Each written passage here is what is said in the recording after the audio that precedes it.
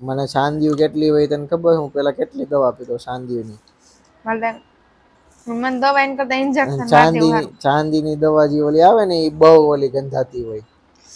એક તો એક ટીકડીમાં એવી વાસ આવે હે મયુર. વિટામિનની ઓલી પીળી પીળી કલરની આવે ને એ બહુ ગંધાય. એવી મારે રોજ પીતો હું ચાંદીની. મયુર. પછી બંધ કરી દીધી હું. એક ટીકડીમાં એવી વાઈસ આવે હે હમ મને ઉલટી જ થાય હે. ઉલટી કકડાવી જેવું જવાય એવી અર ટીકડીઓ તો ખાઈ જવાની હોય. હમ.